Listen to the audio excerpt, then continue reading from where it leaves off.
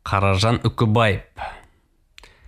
Бүгінгі қазақ баласы Әлихан Бөкейханов, Ахмет Байтұрсынов, Міржақып Дулатовтарды жақсы танығанымен, Қаражан Үкібаевтың, Медеу Оразбаевтың, Хасен Ақаевтың, Ағайынды Бекметовтердің, Ыбырай Ақбаевтың, Маманбайдың, Иса Көпжасаровтың, Сырым Батырдың шөбересі Салық Омаровтың және Тобанияз Әлниязовтардың кім екенін біле бермейді. Ал оларды танымай, біз Алаш тарихын толық тани алмасымыз хақ. Себебі, жоғарыда аты аталған тұлғалар 19 ғасырдың аяғы мен 20 ғасырдың басында қазақ жастарының Ресей империясы және әлемнің жоғары оқу орындарында білім алуына жәрдемдескен еді. Солардың алғашқысы қазақ тарихында елеулі із қалдырған Қаражан Үкібаев. Семейдің атақты байларының бірі, руы Тобықты, Мәскеуден бірінші гильдиялы көпес атағын алып келген алаш азаматы. Қазан төңкерісіне дейін қалтасы аса қалың, мыңды айдаған миллионер болған. Қаражан байға қатысты мәліметтерді зерттеп деректерге жүгінсек, байдың бір басына 11 мың жылқы біткен екен. Мұндағы басты назарда ұстау керектігі, осыншама байлықты Қаражан байдың қара басының қамына емес, ұлтқа пайдасын келтірер ұлағатты істерге жұмсағандығы. Алашорда үкіметінің астанасына лайық деп танылған Алаш қаласының қақ ортасынан Қаражан Үкібаев салдырған кең және сәулетті үйде әуелі алаш азаматтары жатып оқыған. Алаш қозғалыс ретінде құрылған кезде ол үйдің бірнеше бөлмесі кеңсеге берілсе, кейін бұл екі тәжілі үй жетім балалар үйіне айналыпты. Келесі тақырып Абай журналы Ярдан баспаханасы. Қаражан Үкібаевтың Абай журналын шығаруға атсалысуы ең алдымен 11 мың сомға Ярдан баспаханасын сатып алудан басталады. Семей қаласындағы ет және тері өнеркәсібінің негізін қалаушы, Мәскеуден алған бірінші гильдиялы көпес құжаты бар аса бай миллионер саналған Қаражан Үкібаевтың Абай журналына қаржылай көмегі оның Мұхтар Әуезовпен кездесуінен бастау алады. Әйгілі жазушы Мұхтар Әуезов Қаражанды жақсы танып араласып тұрған. Сол таныстықтың пайдасы ұлы жазушы 1918 жылы Абай журналын шығаруға Қаражаннан қаржы сұрай барғанда, алпауытпай қаңқ деместен қолынан келгенше бар жағдайды жасаған екен.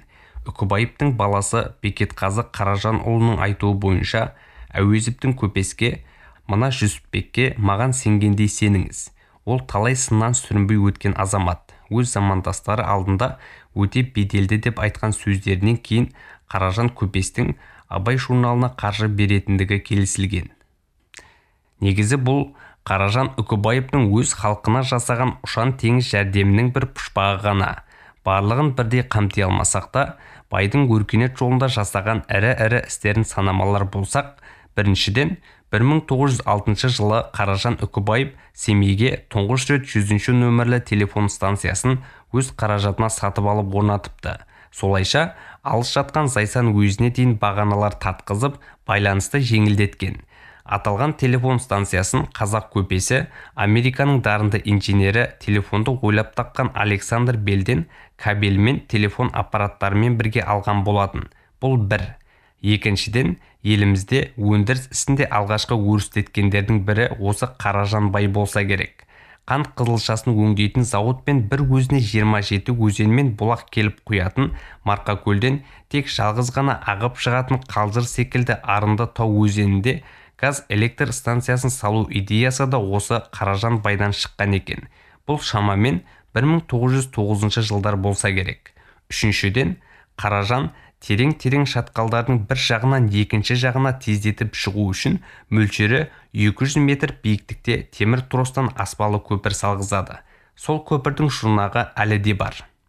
Төртіншіден, мыңғырған малын бай Ертіс өзенінің екі жағалауынан салған қос қасапханасында сойғызған.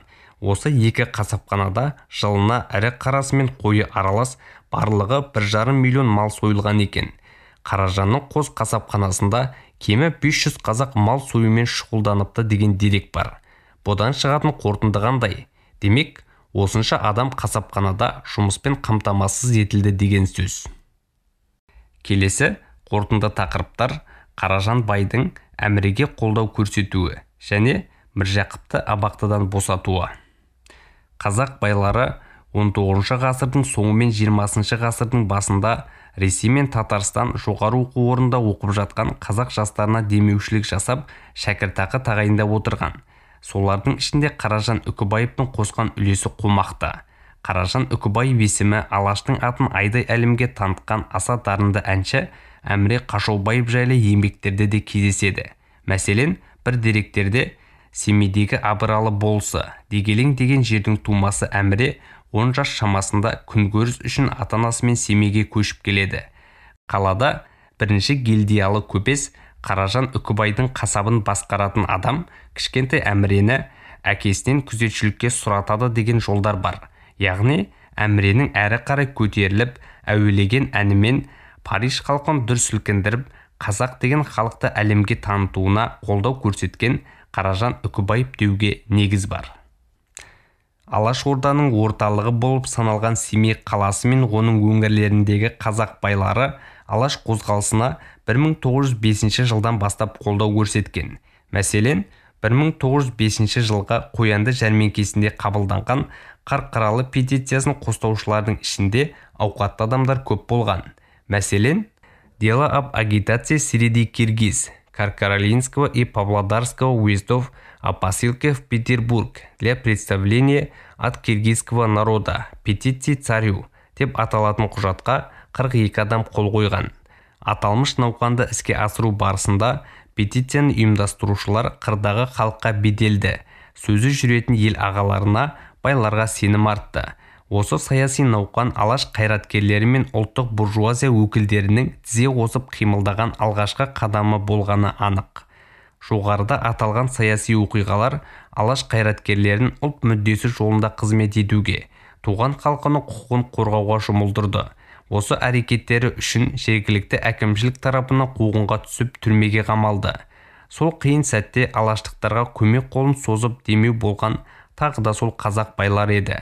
Оған төмендегі деректер айқын дәлел бола алады. 1906 жылы Міржақып Дулатовты түрмеге қамағанда, сол жылдың 17 маусымында Қаражан Үкібаев кепілдікке шығаруға 2500 рубль төлепті. Одан кейін Омбыда Ақайдың Хасені 5000 рубль төлеп шығарған. Әлихан Бөкейханов 1908 жылы 8 ай Семей абақтысында отырғанда ауырды деп естіп, әлекеңдер қазаққа керек адам ғой деп Тобықты Оразбай баласы Медеу 10 қолынды бие шағылға байлатып, күнде абақтыға бір сабақ қымыз апарып, бір бағлан сойып, мәжіліс құрып отырған. Қазақ байларының меценаттық қызметінің келесі кезеңі қазақ баспасөзінің өркендеуіне, ұлт мәдениетінің дамуына қаржылық қолдау жасағаны. Бұл тұрғыда 1913-1918 жылдар аралығында 265 нөмірі жарық көрген Қазақ газетінің жарыққа шығуына және ел ішіне таралуына ықпал еткен ауқатты қазақтардың болғаны шындық. Мәселен, Қазақ газетінің 1915 жылғы санында ауқатты алаш азаматтарына атты мақалада газет ісіне қаржылай жәрдемдесу жөнінде үндеу жарияланады. Көмек берушілер қатарында Есенқұл Қажы бастаған Маман байдың балалары белсенділік танытқаны аңғарылады. Жоғарыда атап өткендей, Қаражан Үкібаев Абай журналын шығаруға кететін қаражатты тікелей өз мойнына алған. Сөйткен Қаражан Үкібаев 1927 жылы Алаш тілегінде болған бір топ байлармен бірге Рубцовскіге жер аударылады. Бірақ көп ұзамай елге оралып, Совет үкіметіне қарсы күрес жүргізе бастайды. 1930 жылы Шыңғыстау көтерілісіне қатысы бар деген себеппен Қаражан Үкібаев бастаған 5 адам, яғни Жұмжұма Аймағамбетов, Рүстем Әбілғазин, ағайынды Ботабай және Несіпхан Ағыбаевтар ұсталады. Олар ОКПУ-дың шешімімен қылмыстық істердің 58 және 59 баптары бойынша айыпталып, өлім жазасына кесіледі. 1928 жылы Үкібаевтар әулетін Жетісу жаққа, кейін Қырғыздың Бішкек қаласына жер аударады.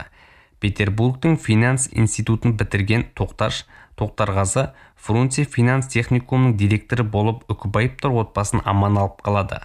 Ұрпақтары қазір Қырғызстанда тұрады. Мәліметтер Мәриям Әбсаттардың Алаш зиялыларының соңғы сөзі атты кітабынан алынды.